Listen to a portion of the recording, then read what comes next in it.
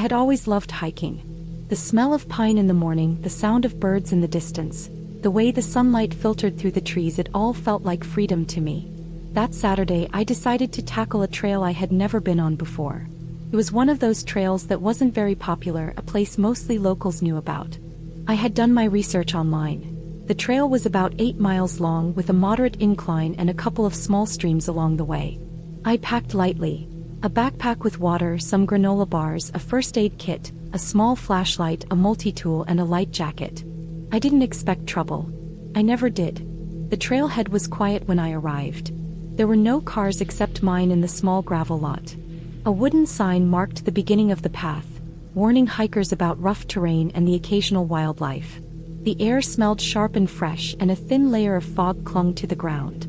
I stepped onto the trail, feeling the crunch of dry leaves and twigs under my boots. At first, everything seemed perfect. The path wound through dense forest, with towering pines and thick ferns brushing my arms as I passed. I loved the isolation. There was nothing to distract me, no buzzing phones, no traffic. Just me and the forest. The first couple of miles went smoothly.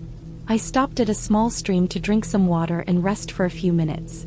The sunlight broke through the trees, making the water sparkle. I took a few photos and ate a granola bar, enjoying the quiet. I felt completely at peace. But as I continued deeper into the trail, the forest started to feel different. The fog thickened, hanging low over the ground, and the light dimmed even though it was still late morning. The birds were quiet now. The only sounds were the occasional snap of a twig under my feet and the distant rustle of leaves. After about 3 hours, I realized I might have underestimated the trail. The path had become steeper, rocky, and uneven. Tree roots jutted out from the ground like jagged teeth, and the soil was loose in places. I slowed down, carefully watching each step. That's when I noticed something strange. There were footprints on the trail. Not deer or animal prints, human. I paused, crouching to examine them. They looked fresh. Clean boots, no mud, no leaves sticking to them. Just clear footprints. They weren't my size. Bigger. Male probably. My heart thumped faster. I told myself it could be another hiker, maybe someone ahead or behind me. But the trail had been empty and I hadn't seen anyone all morning. I debated turning back. Every instinct screamed at me to do it, but curiosity or maybe foolishness made me follow the trail. The footprints continued, deeper into the fog. I tried to stay calm, reminding myself to breathe slowly, but I could feel my hands trembling. The trees seemed closer together here, and the forest floor was uneven and slippery. I stepped carefully, trying to make as little noise as possible.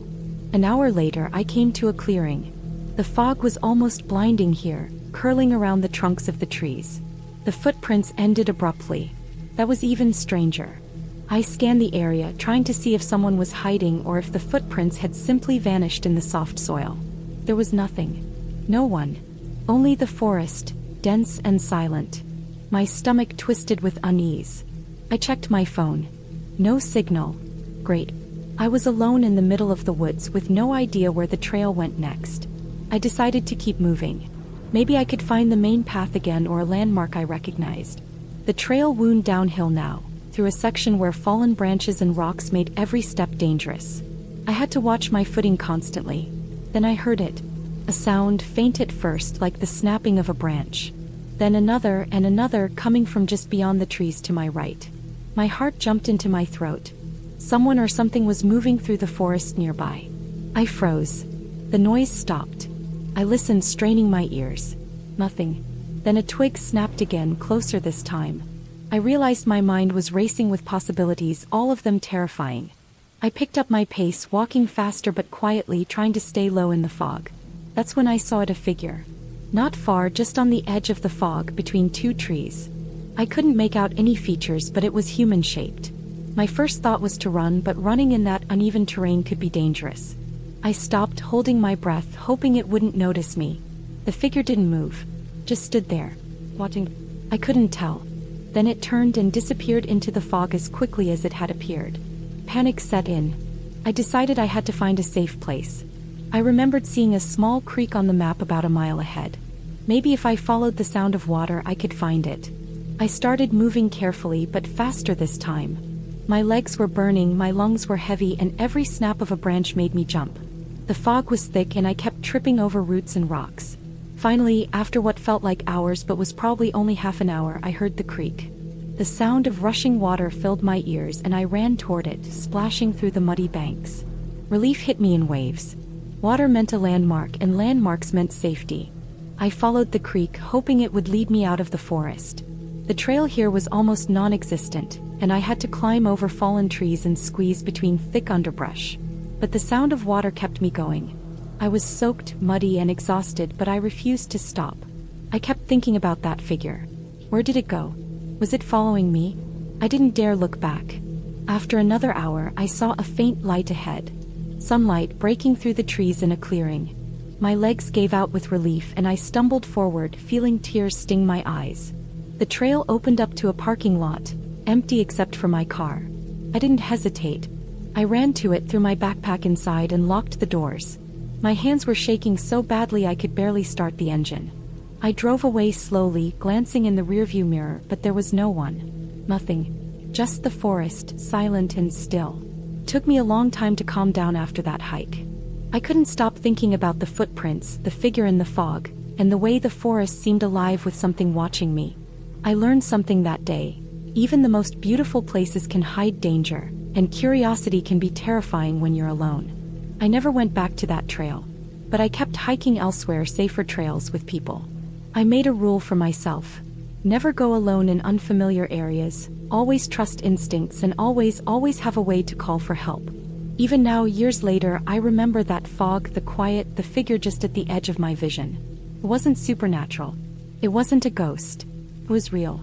And it reminded me that the forest, while breathtaking, could also be terrifying if you weren't prepared. That day taught me respect for nature, for isolation, and for the fact that sometimes you're not as alone as you think, even when it feels like you are.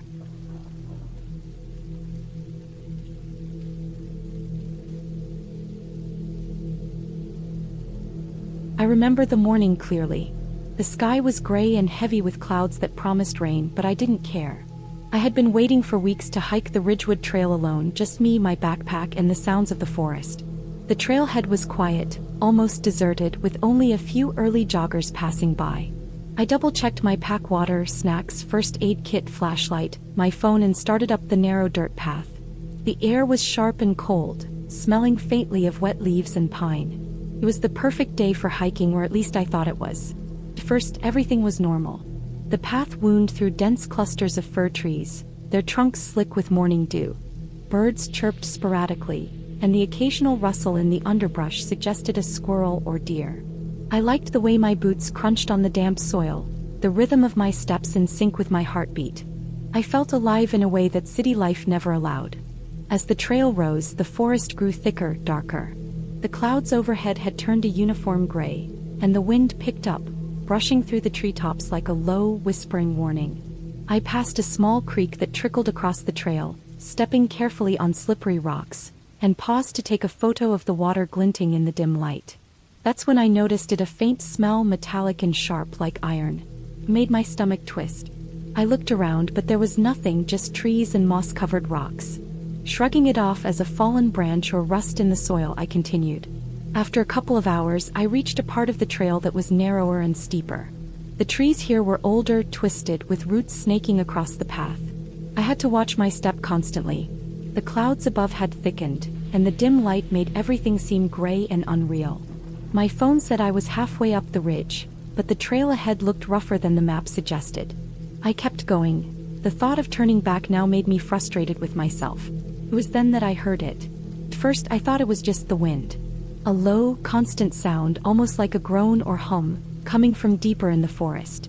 I stopped, frozen for a moment, trying to pinpoint it. The sound didn't move, it stayed in the distance, but it was too regular to be the wind. I shook my head, telling myself I was imagining it, that it was probably some natural sound I didn't recognize. I started walking again, faster now, my legs tense, eyes scanning the trees. The path led me to a small clearing. The ground was wet and muddy, with fallen branches scattered across the space. That's when I noticed the trees themselves. Several of them had deep scratches in their bark, vertical gouges that ran high, almost as if something had clawed at them. My heart skipped. I tried to reason it out, maybe a bear? But the marks were too high for a bear to reach, too deliberate, and there were too many of them. I turned to go back to the trail, but the path was not as I remembered. The clearing was larger than it should have been, and the trail had split into a few narrow, winding forks. I paused, my stomach tightening. I was certain I had come from the left fork, but now I couldn't remember exactly. My phone signal had dropped hours ago, and I had no way to check my location. Panic started to creep in. I picked the left fork, hoping it would reconnect with the main trail. The forest grew even darker here, the trees so dense that little light filtered through. The air was thick and cold, and the smell of wet earth was overpowering. My boots sank slightly in the mud with each step. And then I heard it again, the same low groan, but closer this time. Not the wind, not birds, not anything natural. Something was moving. I started to walk faster, trying to stay calm. I knew panicking would only make things worse, but my chest tightened and every snap of a twig under my foot made me jump. I reminded myself, animals are scared of humans too. I kept telling myself this, and then I saw them, tracks. Deep, heavy footprints in the mud, unlike anything I had seen before. They were huge, maybe twice the size of a human foot, with long, wide toes and deep claw marks. They didn't make sense. I considered turning back, but I wasn't sure which way to go. The forest seemed to close in around me. The groaning sound got louder, closer. My instincts screamed at me to run, but I knew the steep and slippery path could be deadly if I fell. I tried to retrace my steps slowly, carefully, but the clearing seemed endless now. Every direction looked the same: dark trees, muddy ground, fallen branches, nothing that could guide me. Hours must have passed. My legs ached, my hands were scratched from branches, and the sky was now a deep gray, almost black. The groaning sound had stopped, but I could feel it, the presence, whatever had made the tracks, watching me. My pack felt heavier with every step, the weight of water, snacks, and gear, a constant reminder that I was alone and vulnerable. I had to keep moving, had to find a way out before night fell completely. Finally, I spotted what looked like a break in the trees, a faint trail leading downhill. I didn't hesitate. I ran, slipping and sliding, branches whipping against my face, mud coating my boots.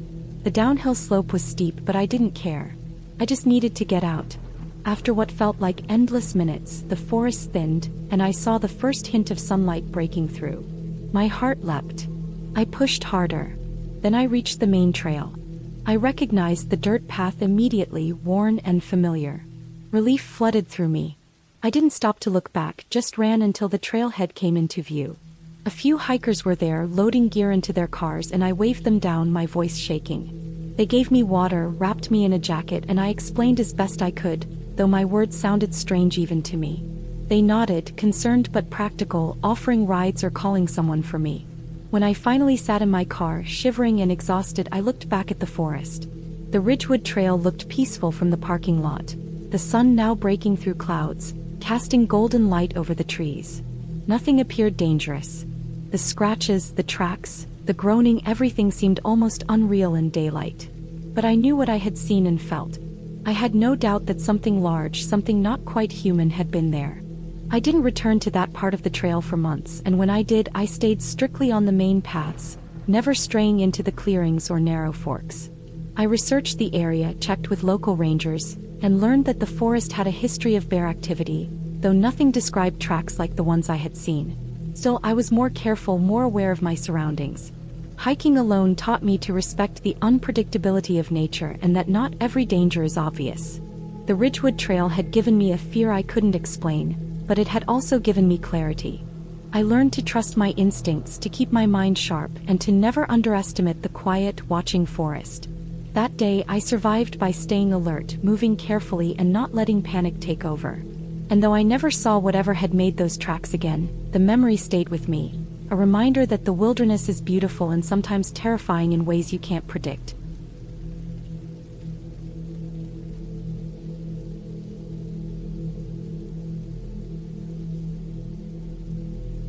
It was early autumn, and I had decided to do a solo hike on a trail that wound through a dense forest along a ridge.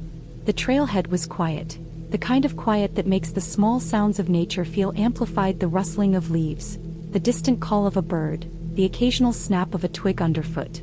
I had packed light: a small backpack with water, a few snacks, a map, a first aid kit, and a flashlight. My phone, as always, was fully charged, though I knew coverage would be spotty once I was deeper into the forest. The trail started off normally. The air was crisp, carrying the smell of damp earth and pine. I followed the narrow dirt path, carefully stepping over roots and rocks. The morning sunlight filtered through the canopy in thin, golden streaks, and I felt a sense of peace that I hadn't felt in weeks. My legs moved rhythmically, my breathing steady. Everything felt familiar. Everything felt safe. I reached a bend where the trail sloped sharply down to a small creek. I stopped to drink water and check the map.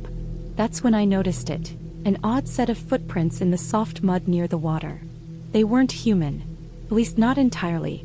They were large, wider than any human foot should be, and the toes didn't look right, uneven, claw-like. My stomach tightened. I stared at them for a moment, heart pounding, trying to rationalize it. Maybe they were from some strange hiking boot or an animal I hadn't recognized. But they weren't animal tracks either, not the ones I knew. I shook my head and told myself to focus. Maybe I was overreacting. I took a deep breath and continued along the trail, though I stayed alert, scanning the underbrush. The further I went, the quieter it became. Birds disappeared, the wind stilled. The trail, which had been well marked, started to narrow and twist unexpectedly, cutting through thick patches of forest that blocked the sunlight entirely. My shadow felt strange against the mossy ground, as if it moved differently than it should. Then I heard the first sound that made my blood run cold. A low, scraping noise like claws or heavy sticks dragged across rock. I froze instantly. My stomach dropped, my muscles tensed. I told myself it was just the wind or maybe a fallen branch, but instinct screamed that it wasn't. The sound stopped, then started again, coming from somewhere ahead, deeper in the trees. It wasn't fast, but deliberate. Slow, heavy, deliberate.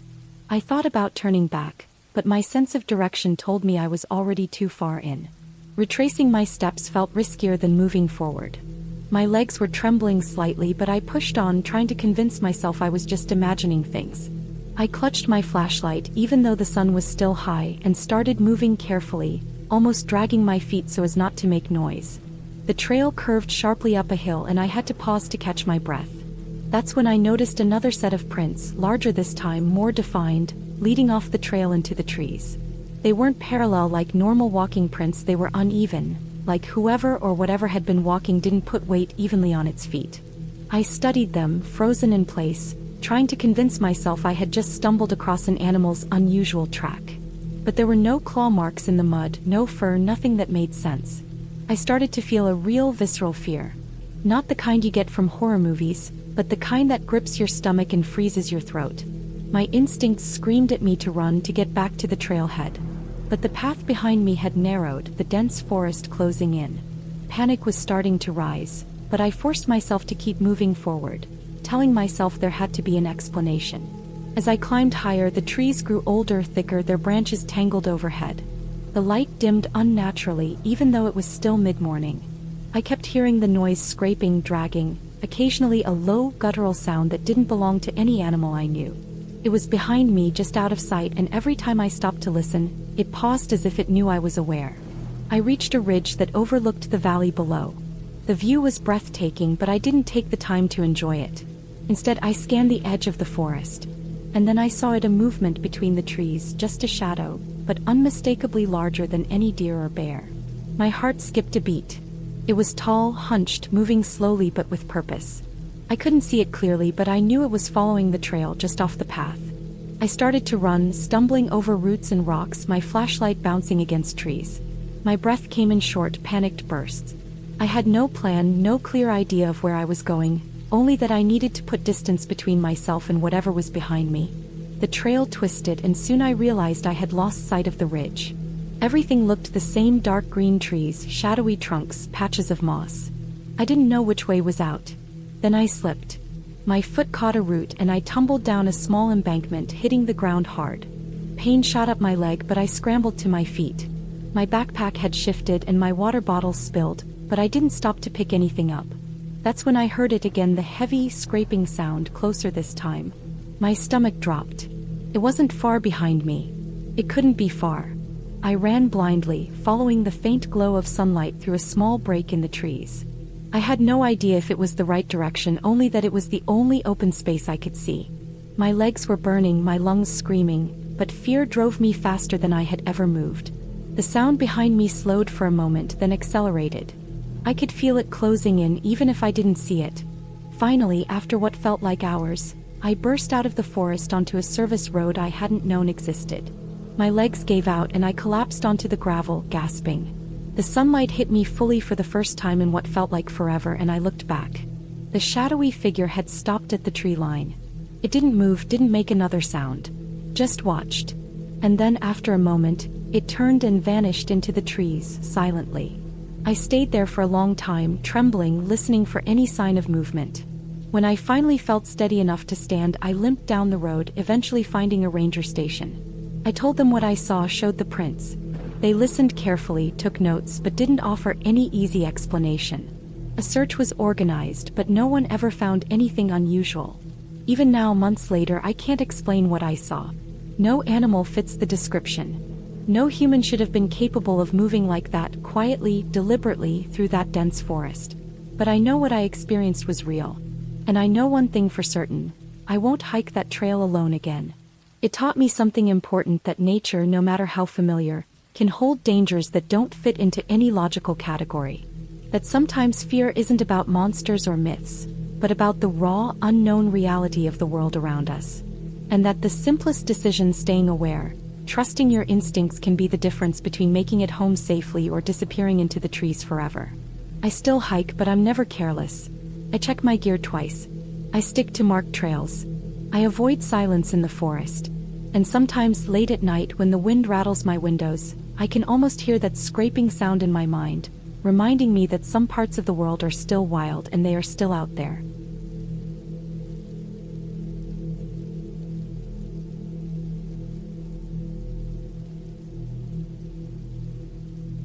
The morning was colder than I expected when I started hiking up the trail.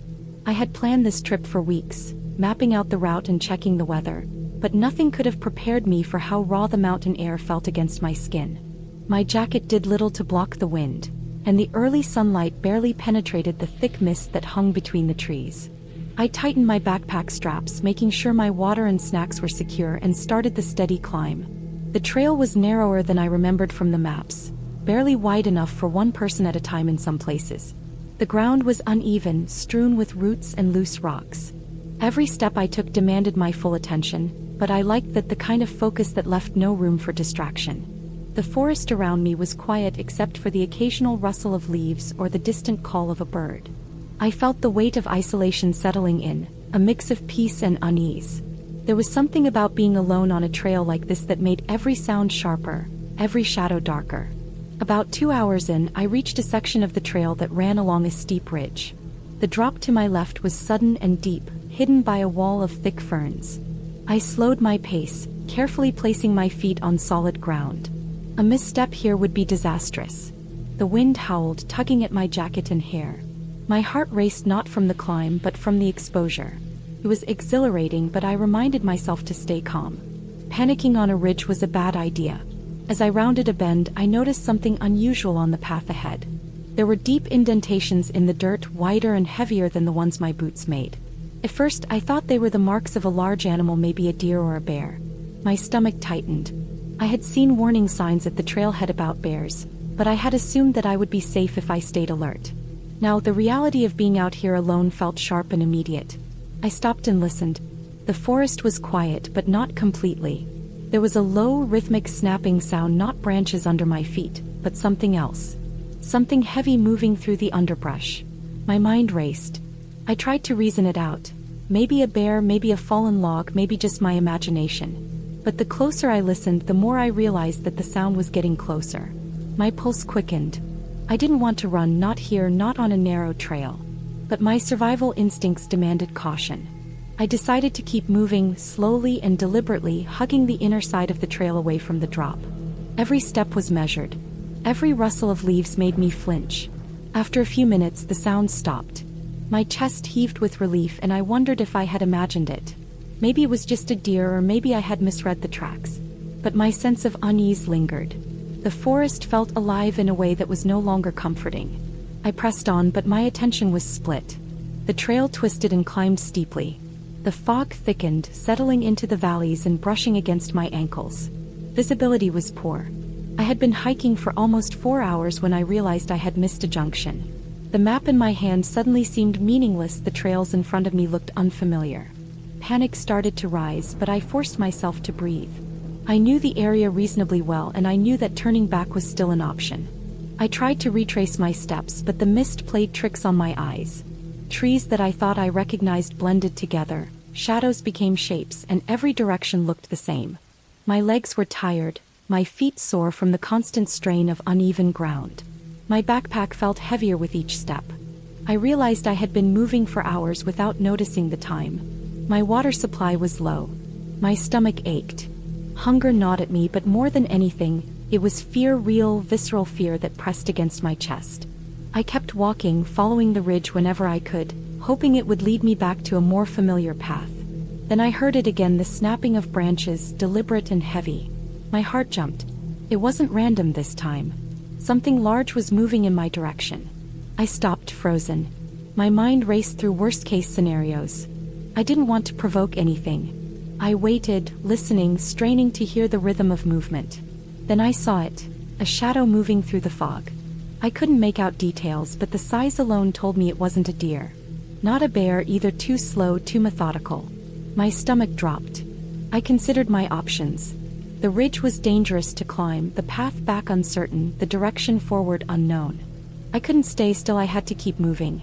I chose a narrow section of trail that led slightly downhill, hoping it would give me better footing. I kept my breathing low, my movements smooth, trying not to make any noise. The shadow seemed to track me, staying at the edge of the fog, never too close, never too far. It was like being hunted, but I had no weapon, no way to defend myself, only my wits. Then I saw a break in the trees. A clearing. My heart leapt. From the clearing, I could see a part of the valley below, an old service road used by rangers. I didn't know if anyone would be there, but I had to try. I pushed myself harder, my legs screaming with fatigue. The shadow fell back slightly, hesitant, but I didn't stop. I sprinted, careful to avoid loose rocks and hidden roots, until I reached the edge of the clearing and caught sight of the road. I collapsed there for a moment, gasping for air, my hands digging into the damp grass. Relief washed over me, but I knew I couldn't stop. I could see a faint outline of a ranger vehicle parked further down the road. With what little energy I had left, I staggered toward it, calling out weakly. A man emerged, flashlight in hand, and I felt tears stream down my face. I couldn't speak at first, my body was shaking from exhaustion and fear. He motioned for me to get in, and I collapsed into the seat of the vehicle. The foggy forest I had been trapped in was now behind me, the danger left in its shadows. The ranger listened as I explained my hike, my wrong turn, the tracks, and the fear that had followed me. He nodded, not in disbelief but in understanding. He told me stories of hikers who had gotten lost in the same area and how the forest could feel alive in ways that terrified even experienced outdoors people. He drove me back to the trailhead slowly, carefully navigating the winding road. The sun had started to set, casting long shadows over the valley, and the forest looked different now, peaceful, almost indifferent to the fear it had held over me. Back at the trailhead, I thanked him repeatedly. I felt a mixture of exhaustion, relief, and awe. The mountain hadn't been supernatural or cursed. It hadn't needed to be. The danger had been real, raw, and human, the isolation, the uncertainty, the unpredictability of nature.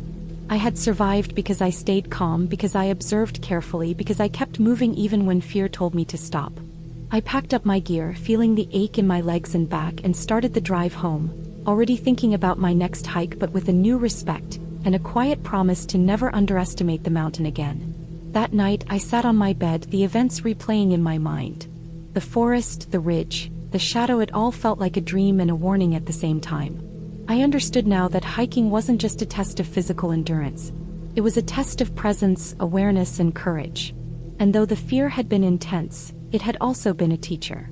I closed my eyes with a deep, steadying breath, knowing that I had faced something raw and real and had come through it alive, stronger, and more aware than ever.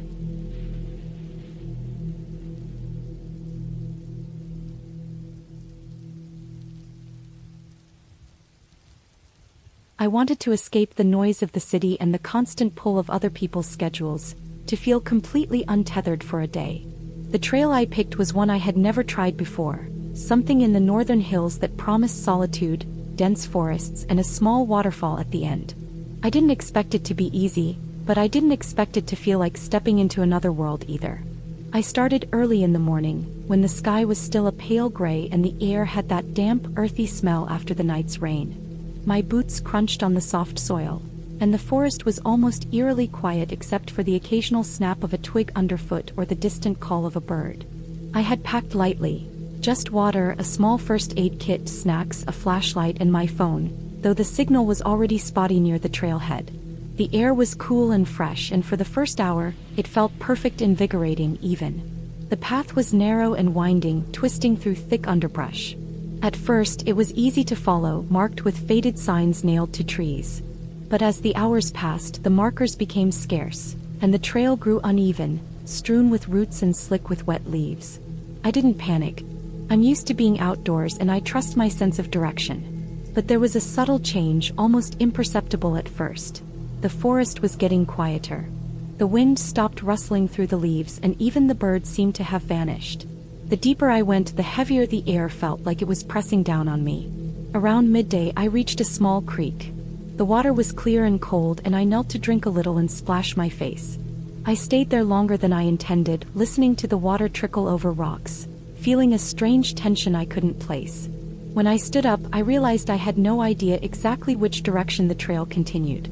I thought I remembered the fork in the path I had passed, but now everything looked unfamiliar. Panic was creeping in slowly, like fog seeping into the edges of my mind. I tried to retrace my steps, carefully scanning for markers. After 20 minutes, I noticed that the forest floor looked different, less traveled, with branches broken in strange patterns. I paused, feeling my heart rate accelerate. There was a smell, a strong metallic scent like wet iron. My stomach turned. I shook my head, trying to tell myself it was just a patch of mud mixed with fallen leaves. I moved on, but the unease stayed with me, gnawing at the edges of my thoughts. Hours passed. The sun was high, but the canopy was thick and light barely reached the ground. I kept moving, hoping to stumble onto the waterfall I had read about, but every turn seemed to bring me to a place I had already passed, or worse, a place I didn't recognize at all. My water was running low and my legs ached from constant climbing over rocks and fallen branches. My breathing became heavier with every step. Then I heard a low, guttural sound. Not a growl exactly, but something close, muffled and slow. My heart froze and I stopped moving. The sound didn't continue, but the silence that followed was even worse. I convinced myself it was probably an animal, a deer, maybe a wild boar, but the sound had come from very close, almost under the roots of the trees. I moved faster, stepping carefully over stones and roots, my boots slipping on damp moss. The forest seemed endless. I began marking trees with small scratches using my knife, hoping to track my path if I had to turn back. I realized with a jolt that the trail had all but disappeared, covered by fallen leaves and debris. I was truly lost. The sky above darkened as clouds rolled in, and the wind picked up, whistling through the branches in a way that made me flinch. Rain began to fall lightly, soaking my jacket and making the ground slippery. By late afternoon I was exhausted. My clothes clung to my body and my hair stuck to my face. I had no idea where I was, and the forest seemed to close in around me. Every shadow looked like something moving, every branch cracking sounded like someone following me. The fear wasn't loud, it was subtle, a constant weight pressing on my chest. I could feel my panic rising, the kind that makes your hands shake even when you're trying to stay calm. I remembered a trick from a hiking guide. If you're lost, stay put near water and make yourself visible. I found a slightly elevated spot near a bend in the creek and sat down, trying to catch my breath. My phone had no signal and the battery was almost dead. I tried to calm myself, telling myself I could survive here if I stayed put until someone found me. But the forest didn't feel safe at all. I wrapped my arms around my knees, shivering not just from cold but from fear. Then I remembered the emergency whistle in my backpack. I had ignored it earlier, thinking I wouldn't need it. I blew it sharp and loud 3 times. I waited, straining to hear any response. Nothing. I blew it again. And then, faintly, I heard a sound, in return a human voice calling back, muffled but unmistakable. Relief flooded me so hard it made me dizzy. I answered again, louder this time, moving along the creek to make myself more visible. Within 30 minutes I saw them. A small search party moving carefully through the trees, flashlights cutting through the growing gloom. They had spotted the scratches I left on the trees and my wet jacket glinting in the dim light. My legs wobbled when I tried to stand, and one of the rescuers wrapped a blanket around me.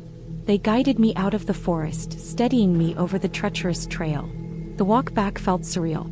The forest, which had seemed endless and menacing, was now just a collection of trees I passed safely. When we finally reached the trailhead, my phone rang with messages from my parents and friends, frantic but relieved. My backpack was soaked, my boots ruined, and my clothes were sticky with mud, but I was alive. I sat on the curb, wrapped in the blanket, and let the adrenaline drain from my body. Even now, weeks later, I can still feel the weight of that forest pressing down on me in memory. I learned a lot that day about the danger of underestimating nature, about staying calm when fear sets in, and about the small but crucial tools that can save you. Most importantly, I learned that even in terrifying situations, there's always a way out if you stay aware and don't give up. I still hike, but I never go alone anymore. And I always carry more than just the basics. That day in the northern hills taught me respect, patience, and vigilance the hard way, but it also reminded me that even when everything seems hopeless, help can find you if you signal for it and keep your head. The forest hadn't broken me, it had tested me, and I had survived.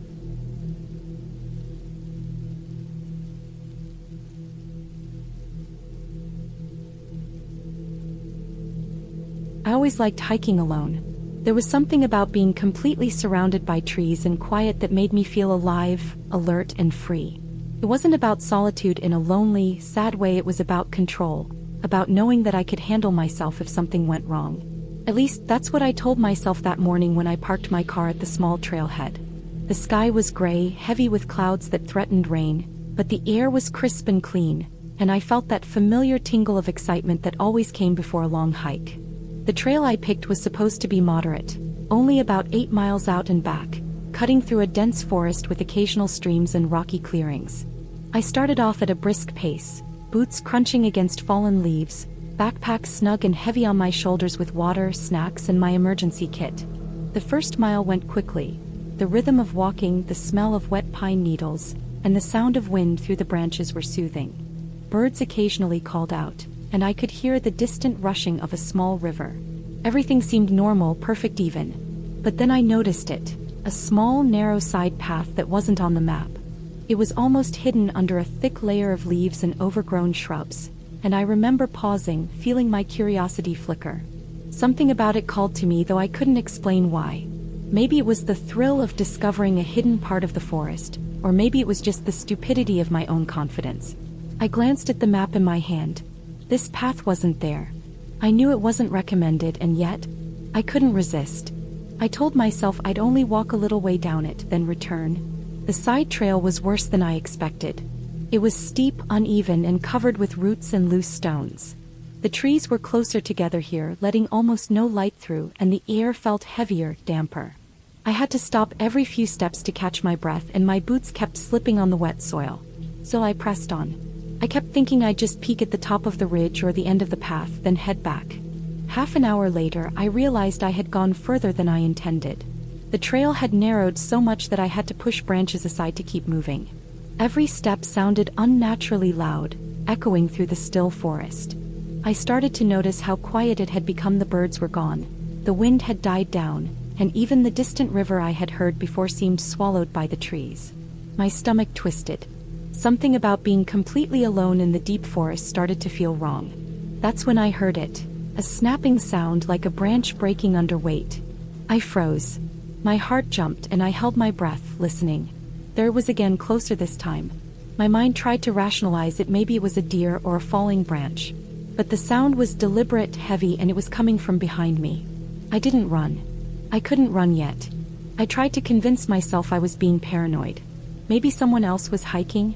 But no, who would be on this overgrown path at this time in this weather alone? I started moving again, faster this time, my eyes scanning the dark shapes of the forest for any sign of movement. Every crack of a branch, every rustle of leaves made me flinch. Then I saw it, a shadow slipping between the trees, far enough away that I couldn't make out details, but too deliberate to be random. My stomach dropped. My feet felt heavier with every step. I wanted to turn back to run, but I also knew the path was twisting and steep, and retracing my steps in panic could be worse. I reached a small clearing and paused to catch my breath. My hands were shaking so badly I almost dropped my water bottle. I could see the path ahead disappearing into a dense wall of trees. That's when I noticed something else. The air smelled wrong. Not like wet leaves or dirt, but metallic, almost like iron. My eyes searched the ground. There were deep, scuffed marks in the mud footprints, enormous and not human. My mind refused to fully process it, but the instinct to run took over. I turned and started moving back the way I came, faster now, boots skidding on the wet roots, branches whipping my face. The sounds behind me started again, heavier this time, closer. I didn't look back. I didn't stop. My heart pounded so hard I felt it in my throat. Every step I took was slippery, dangerous, but I forced myself forward. Then I stumbled, tripping over a root, and fell hard on my knees. Pain shot through my leg and I realized my ankle had twisted. I groaned, trying to stand, but the movement sent a sharp stab of pain up my leg. I had no choice but to crawl a few feet to regain my balance, my hands scraping against rocks and wet leaves. I could hear footsteps or something heavy following me, keeping pace even as I slowed. My mind screamed at me to move faster, but my ankle refused. I remembered the emergency whistle in my backpack. I fumbled for it, barely managing to blow it once. Twice. The sound was shrill and cutting, echoing through the trees. I hoped someone would hear it. I hoped. Minutes felt like hours. I limped and crawled, every muscle burning, my lungs screaming for air. Then finally I saw a hint of light through the trees ahead. My trail was leading me back to the main path. I forced myself forward, adrenaline making up for the pain in my ankle. The footsteps behind me had stopped. I didn't wait to see if they returned, I just kept moving. When I finally broke through the edge of the forest onto the main trail, I collapsed against a tree. The main path was empty, quiet in a normal way, and I could see my car in the distance. Relief washed over me so suddenly that I started shaking uncontrollably. My ankle throbbed, but it didn't matter. I forced myself to stand, using a tree for support, and limped as fast as I could toward the car. Every sound, wind, distant birds, even the rustle of leaves was comforting now. By the time I reached the parking lot, I was drenched in sweat, muddy, bleeding from small cuts on my hands and legs, but I was alive. I collapsed into the driver's seat, exhausted, my chest heaving, and just sat there for a long time, staring at the forest. I didn't want to look back. I didn't want to think about what I had seen or heard. I didn't even want to remember the side path. I drove home slowly, taking every turn carefully. I kept my phone on, flashlight ready, constantly scanning the road. I didn't call anyone until I was inside my apartment, safe and locked in. Even then, it took hours for my hands to stop shaking, hours before I could stop replaying the fear of that forest, the sound of those footsteps, the iron smell that had filled the air. I never went back to that trail. I never took a side path again. But the forest stayed with me, the quiet, the shadows, the way something unknown could be so close and silent and deadly. I learned that day that curiosity could be dangerous, and that some paths, even the ones that look small and hidden, aren't meant to be followed. I kept hiking eventually, but always with caution, always paying attention to the light, the map, and most importantly, the instinct that tells you when to turn back. And that instinct, sharp and insistent, saved me.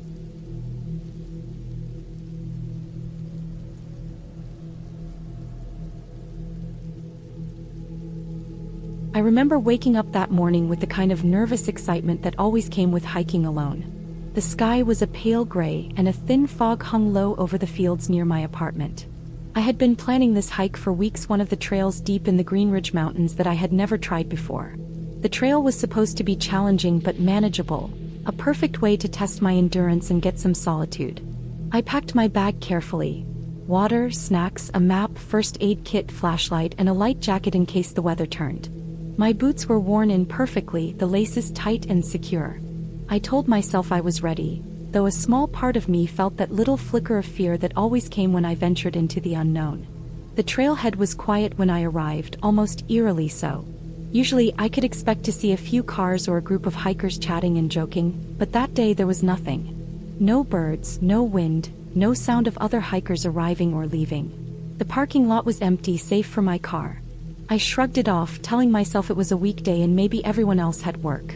The air smelled damp and earthy, a mix of moss, wet leaves, and pine. I tightened my backpack and started down the path. The first part of the trail was as beautiful as I had hoped. Tall trees stretched their branches overhead, forming a natural tunnel, their leaves rustling softly in a light breeze. I walked carefully over exposed roots and rocks, feeling a calm satisfaction in each careful step. Small streams cut across the path, and I paused to drink from my water bottle while watching the sun struggle to break through the fog. Birds started to chirp, timid at first, then with more confidence as the morning warmed slightly. I breathed deeply, letting the forest wash over me. After a couple of hours, the trail began to narrow and the incline steepened. The roots became more tangled and slippery, the soil damp from an earlier rain. I had to pause more frequently, resting my hands on nearby trees for balance and my legs to catch up with my lungs. Somewhere along this stretch, I noticed that the forest was quieter than it had been. The birds had stopped chirping and even the wind seemed hesitant. The fog thickened, curling around the trunks of the trees and muffling every sound. I started to feel a small knot of unease in my stomach, but I told myself it was normal. I was deeper in the forest now, away from human presence. About 3 hours in, I reached a rocky ridge with a narrow path that clung to the side of the mountain. My boots crunched on loose stones and I moved slowly, careful not to slip. I was glad I had packed gloves. They helped me steady myself on the rough rock faces. Suddenly, I noticed something strange. Faint footprints in the mud, slightly larger than mine, leading further up the ridge. They weren't recent, but they weren't old either, maybe a day or two. My heart beat a little faster, but I told myself it was probably another hiker who had taken this trail before me. Still, the emptiness around me made the thought feel heavy, like the forest was holding its breath. The ridge opened to a small plateau, where I paused to catch my breath and drink water. From here, the view should have been spectacular, but the fog made it impossible to see more than a few meters ahead. I tried to focus on the sound of the stream below, but even that seemed muted. As I adjusted my backpack, I realized that the trail ahead looked different. Rocks were loose, and there were deep grooves in the soil, as if water had washed part of the path away. I hesitated. My instincts told me to turn back, but I had come so far. I stepped carefully onto the unstable trail, feeling my boots slip slightly on wet stones. The air was cold against my skin now, and I noticed my hands were shaking. That's when I heard a low, rustling sound coming from the dense underbrush to my left. At first, I thought it was an animal, maybe a deer or a fox, but the movement didn't stop. It felt deliberate, like something was following me. My stomach clenched. I tried to slow my breathing, telling myself to stay calm, but the sound grew louder, brushing against rocks and fallen branches. I quickened my pace, moving along the narrow path as cautiously as possible. Then, without warning, my foot slipped on a wet stone. My body pitched forward, and I caught myself just before sliding off the edge of the trail. My heart was hammering. I sank to my knees, pressing my palms into the ground to steady myself. That's when I realized the rustling was closer now, almost right behind me. My mind raced with possibilities, but the most likely explanation was an animal. A bear or a mountain lion could be in these mountains. I cursed myself for not bringing bear spray. I scrambled upright and tried to move faster, but the trail was treacherous. Each step required full attention, my eyes scanning the rocky, narrow path ahead. My legs burned from the climb and sweat mixed with the cold fog on my skin. The rustling sound followed me relentlessly, a constant presence just out of sight. I didn't look back, I didn't want to know. I focused only on the trail. Eventually, the trail widened slightly, leading to a flat area that seemed more stable. I paused, gasping for air, and tried to listen. The sound had stopped. My heart was still racing, my hands trembling. I sat on a large rock, trying to steady myself and think. I knew I needed to get back to safety, but I also knew the way I had come was narrow and slippery. I considered staying put, hoping whoever or whatever had been following me had moved on. But the fog was thickening and I could barely see the next 10 feet of the trail. I couldn't risk staying in one place too long. I decided to carefully descend the ridge, taking smaller steps and using my trekking pole for balance. The rustling didn't return immediately, but I kept my senses alert. Every snapped twig, every shift in the leaves made me flinch. My legs ached from hours of climbing, my backpack felt heavy on my shoulders, and my throat was dry from fear and effort. I focused on one foot in front of the other, one careful movement at a time. After what felt like an eternity, I reached a point where the trail leveled out, and the forest opened into a broader path. Sunlight filtered weakly through the fog, and I could see familiar markers that suggested I was nearing a more trafficked area. Relief washed over me in a rush so strong that I felt my knees buckle slightly. I rested against a tree, allowing myself to breathe fully for the first time in hours. The forest behind me was quiet again, the rustling gone. The fear that had gripped me since the ridge slowly eased. I continued down the trail, moving more confidently now, aware of every step but no longer paralyzed by fear. Eventually, the fog thinned and the sunlight became warmer. I saw other hikers in the distance, talking and laughing, unaware of the terror I had just experienced. I smiled weakly, feeling a deep sense of gratitude. The forest that had been terrifying only hours before now felt ordinary, almost welcoming. By the time I reached my car, my body was exhausted, but I felt a quiet pride in myself.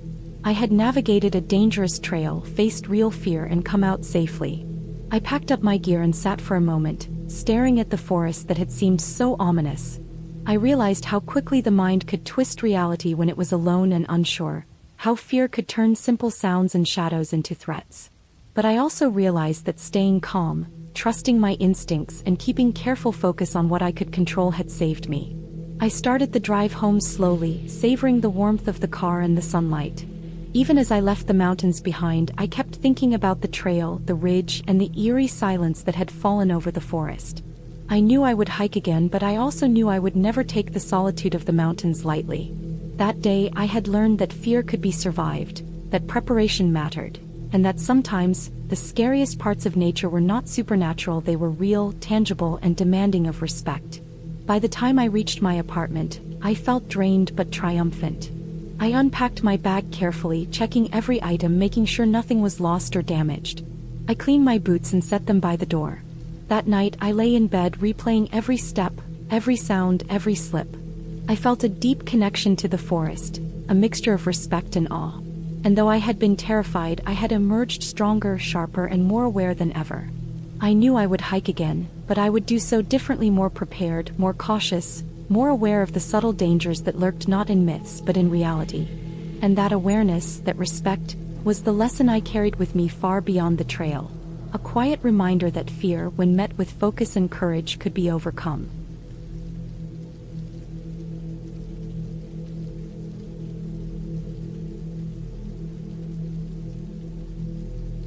I had always loved hiking. The smell of wet earth, the sound of leaves crunching underfoot, the quiet hum of birds hidden in the trees, it all made me feel alive. That Saturday, I decided to take a trail I hadn't explored before. It was a moderate path that wound through a dense forest in the hills just outside the city. The sky was gray, overcast, but not threatening. I packed my small backpack with water, snacks, a map, a flashlight, and a first aid kit, feeling careful but confident. I told myself I'd be back by late afternoon, leaving no one any reason to worry. The trail began gently, sloping upward through tall pine trees.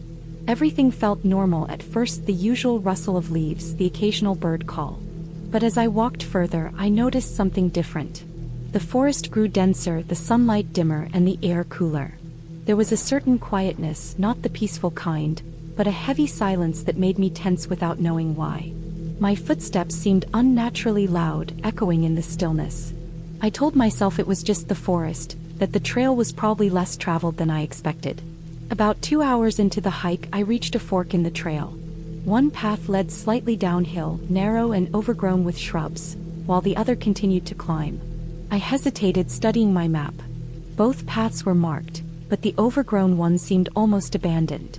Something about it pulled at my curiosity, maybe the thrill of exploring somewhere no one went. I chose it. The path was rough, scattered with rocks and tangled roots. My shoes slipped occasionally, and I had to grip low-hanging branches for balance. As I went deeper, I realized I hadn't seen any signs of other hikers.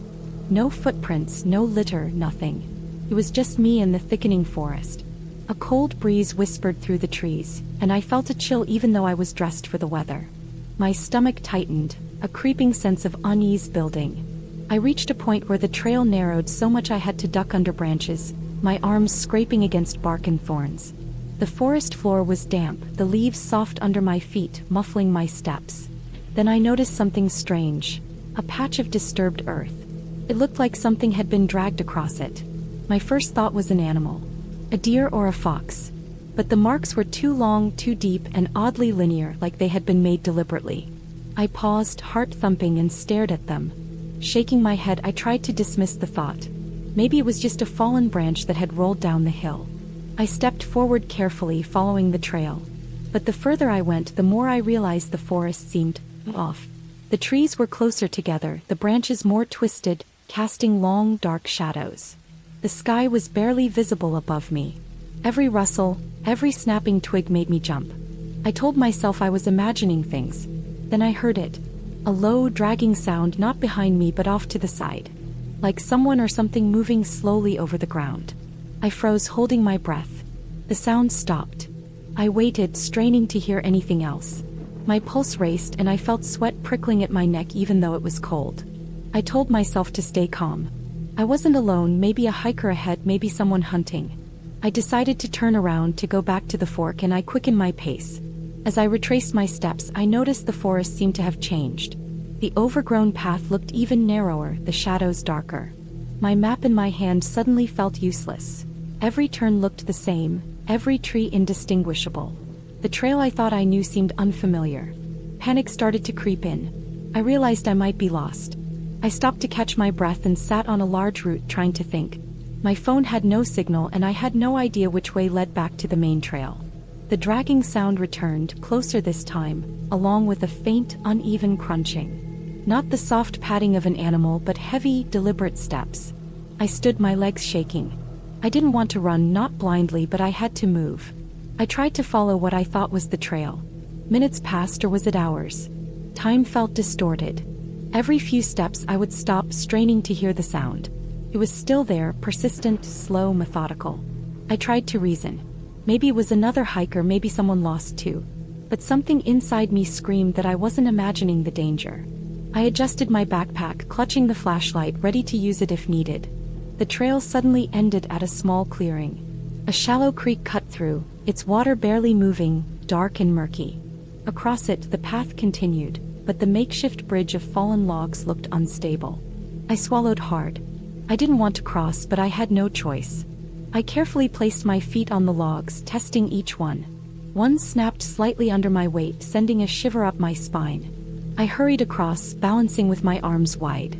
Halfway, I almost slipped, the water cold and inviting if I fell. I made it across and turned back. Nothing. The dragging sound was gone. For a moment, relief washed over me, and I dared to hope it was just my imagination. I moved faster, following what I hoped was the continuation of the trail. The forest slowly started to thin, and after a tense half-hour, I spotted a familiar landmark.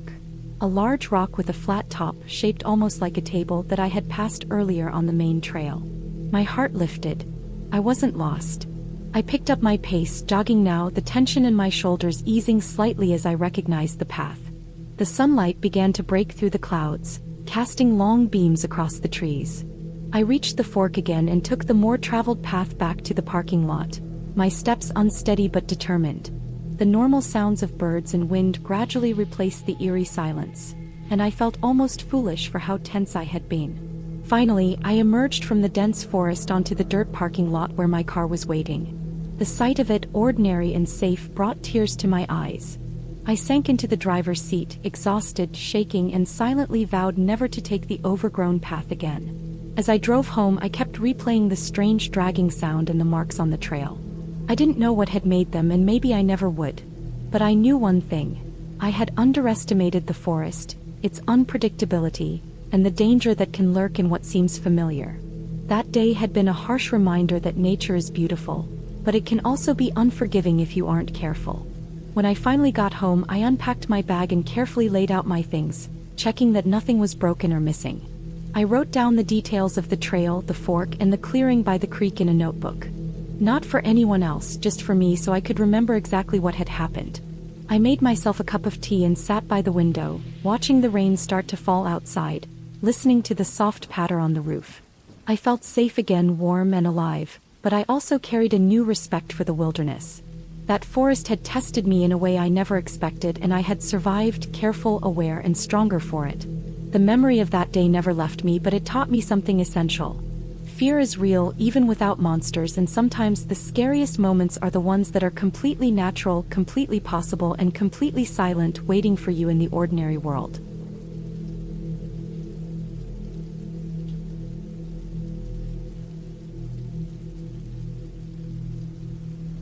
The trail was supposed to be challenging but beautiful, winding through dense forests, rocky cliffs, and hidden streams.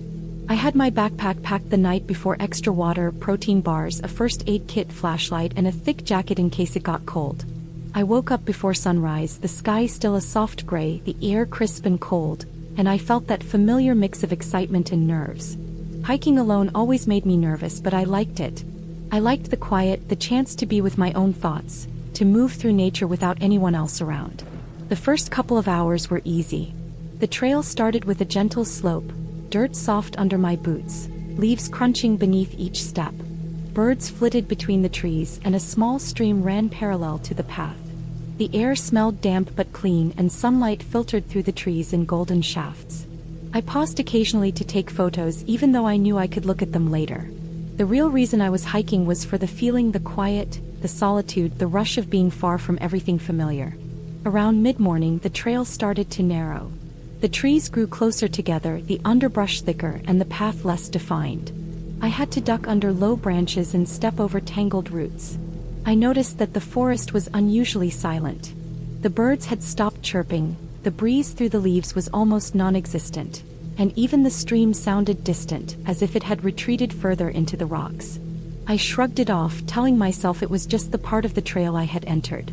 But there was a tension in the air, subtle but impossible to ignore. About 3 hours in, I realized I had made a wrong turn. The trail markers were faint, almost invisible under the moss and dirt, and I thought I had seen a faint arrow pointing another direction back near a fork I had passed. At first I tried to retrace my steps, but the forest all looked the same. Every tree seemed identical, every rock and twisted root familiar but slightly different. I started feeling a little anxious, but I reminded myself that I had my map and compass. I stopped, pulled them out, and tried to orient myself. The compass needle pointed north, but the map seemed useless here. The trail wasn't marked clearly, and I had no landmarks that matched anything.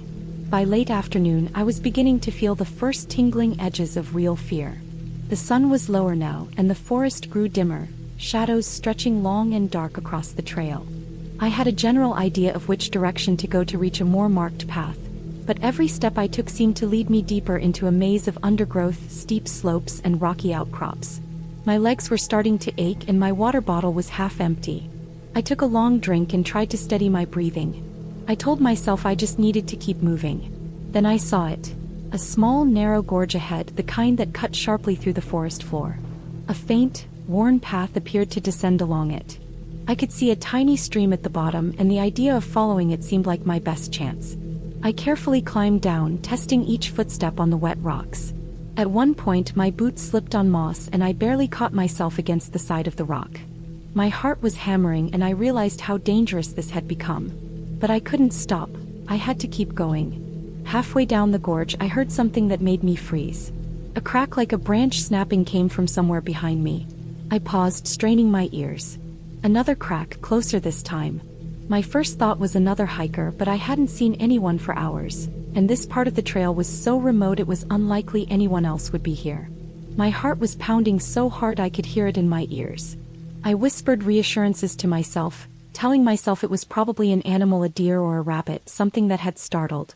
But the sound had been too deliberate, too heavy for a small animal. I moved faster, carefully stepping over slick rocks, but the forest seemed to shift around me. Every step sounded louder, every rustle made me jump. Then I heard it again, the heavy crack followed by a faint dragging sound. It wasn't walking lightly. It wasn't small. My stomach turned. I couldn't see anything through the dense trees, but the sound was following me, echoing off the rocks. Panic started to take over, and I almost slipped several times, my boots scraping against the wet stone. I forced myself to slow down, to think clearly. I remembered something I had read once about staying calm and making a safe plan when you're lost or in danger. I looked around and saw a large boulder a few meters ahead. If I could get there, I could climb on top and maybe get a better view. I pushed myself forward, every muscle trembling, every breath coming in short, sharp gasps. Behind me, the dragging sound seemed to get louder. I didn't dare look back. Finally, I reached the boulder and scrambled up. My hands slipped on the damp surface, my palms bleeding slightly, but I made it. From the top, I could see the forest spread out in all directions. The trail I had been following disappeared somewhere below, but I could spot a faint dirt path winding toward a ridge in the distance. Relief and fear tangled together in my chest. I had to move toward that ridge where the trail might be more visible and safer. I climbed down the boulder carefully and started moving toward the ridge. My legs burned with effort, but I forced myself onward. The forest seemed endless, the light fading, but I stayed focused on the dirt path in the distance. The dragging sound stopped abruptly at some point. I didn't dare look back. My mind was racing with possibilities, but I kept moving, telling myself that I couldn't stop until I reached safety. Finally, after what felt like hours, the dense trees began to thin. I emerged onto a ridge bathed in the orange light of the setting sun. The trail here was wide and clear, marked by paint on the trees, and I could see a small parking lot at the far end, the faint outline of cars just visible. My relief was overwhelming. I stumbled, almost crying, but I kept moving, finally reaching the edge of the forest where the trail met the road. I collapsed onto a large rock at the trailhead, my backpack sliding to the side.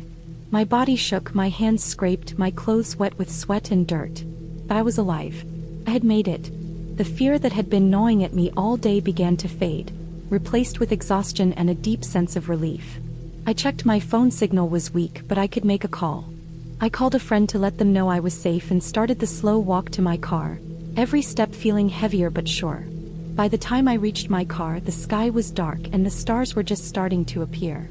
I sat in the driver's seat, doors locked, breathing slowly, letting the adrenaline leave my body. I kept thinking about how real the fear had felt, how easy it would have been to make a misstep, to fall, to get hurt alone in that forest. But I had stayed calm, I had used my head, and I had found my way back. Driving home, I realized I would never underestimate the forest again. It was beautiful, yes, but it was powerful and unpredictable. That day, I learned to respect it, to prepare even more carefully, and to trust my instincts. I had faced fear and survived, and when I finally pulled into my driveway, I sat for a long time in the car, just breathing, letting the events of the day sink in. I had been terrified, yes, but I had also proven to myself that I could handle more than I ever thought possible.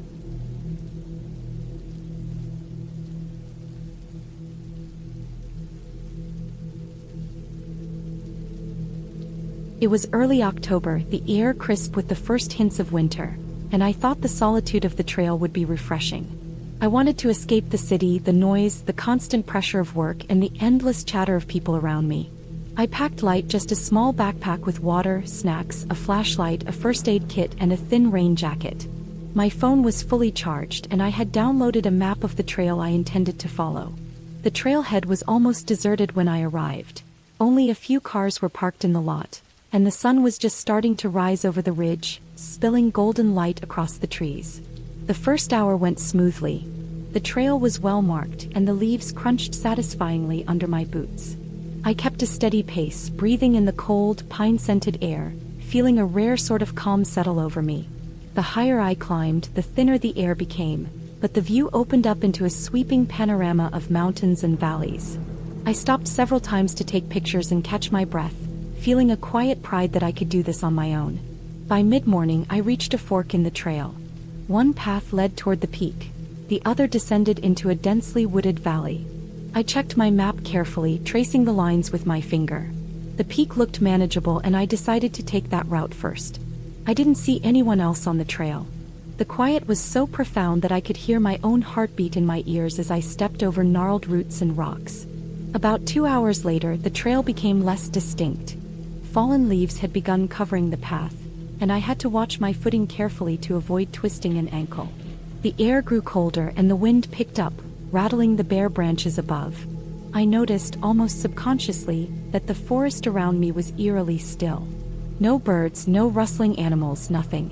The kind of silence that made your own thoughts feel loud. I shrugged it off at first, telling myself it was just nature, just me being overly sensitive. Then I realized something. I had stopped hearing the sound of the wind hitting the trees. Not completely, it was faint, almost like someone had muted the world. I glanced around and saw no movement, no wildlife, nothing alive. My stomach tightened. I tried to stay calm, telling myself it was normal for higher elevations or colder air to make animals less active.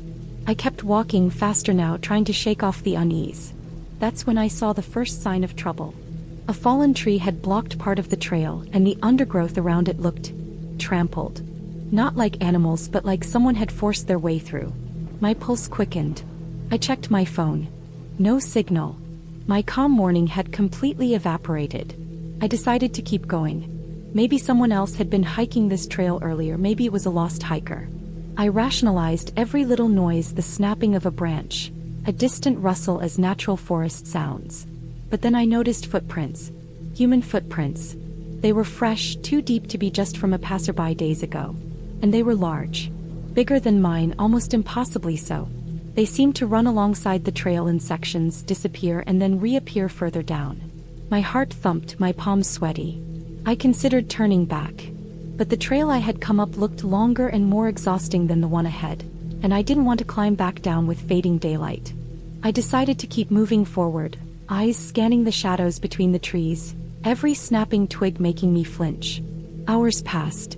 The sun started dipping behind the peaks, and suddenly the forest seemed to shift. What had felt like open space earlier now felt like walls of trees closing in. I lost track of the trail. The map in my hand was almost useless, the lines blending with the real world in a way that made my head spin. Every direction looked the same. I realized I was lost. Panic rose, cold and sharp. I stopped walking, tried to think logically. I marked the trees with my scarf as I went, hoping it would help me retrace my steps if needed. But soon I couldn't even remember where I had last seen the fork in the trail. My legs were trembling, but I kept moving, forcing myself to focus on the sound of my boots and the flashlight beam cutting through the growing darkness. Night fell fast. The temperature dropped drastically and I started shivering uncontrollably. My flashlight wasn't strong enough to illuminate more than a few feet ahead. I stumbled over roots, scraping my palms and knees. Every shadow seemed to stretch into something alive. I tried to tell myself it was just fear, but instinct has a way of overriding logic. And then I heard it. A crack behind me, sharp, deliberate. I froze. The sound came again, closer this time. Not like an animal, not like the trail shifting under my weight, but like someone walking carefully, deliberately, not wanting to be seen. I swallowed hard, trying to slow my breathing, but my chest heaved. My mind raced. Turn and run? I'd call for help. There was no signal. I realized that whatever or whoever it was, they were moving the same direction I was, matching my pace. I started moving again, faster now, stumbling but not stopping. The branches tore at my jacket and my legs were stiff with fatigue. I reached a small clearing, the kind where the moonlight spilled down and illuminated the ground. For a brief second I felt hope, but then I noticed footprints, large ones, not mine, leading through the clearing in the same direction I had been heading. My fear turned icy. Someone had been following me, not coincidentally but intentionally. I forced myself to think. Logic. Find high ground, find open space, make myself visible if necessary. I remembered a ridge I had passed earlier. If I could just get there, I could see the surroundings, maybe find a road, a building, or a parking lot. Every step was agony, my energy nearly gone. My lungs burned with cold air and my muscles screamed, but I forced myself forward. Eventually I made it to the ridge. The view was horrifying and beautiful at the same time. In the distance I could make out a small road winding through the valley below, faint lights flickering. I let out a breath I didn't realize I had been holding and tried to move carefully toward a descent that seemed possible. The slope was steep, loose rocks underfoot, but I had no choice. The night, the isolation, the sense of being followed, it was too much. It took nearly an hour to navigate the ridge safely, using my hands and feet to keep from sliding down. Every sound echoed unnaturally in the night. But finally I reached the bottom and stumbled onto a dirt road. Relief crashed over me, mingled with exhaustion and tears. Headlights appeared and I waved frantically. A car slowed and I ran toward it. The driver, a man returning from hunting, looked shocked but quickly realized I was in danger. He let me in. I explained as best I could between sobs. He nodded, drove me to the nearest ranger station. The warmth of the car, the presence of another human, the hum of the engine, it was like stepping back into reality. I was safe finally, but the adrenaline didn't leave me for hours. Later, rangers scoured the trail I had been on. They found signs that someone had been camping illegally and possibly stalking hikers. No one was caught that night, but they warned me to never hike alone in isolated trails without backup. I never returned to that trail, and I still have nightmares about those footsteps following me, keeping pace, silent and patient in the dark forest. But I survived. I made it back. And I will never underestimate the danger of solitude in the wilderness again.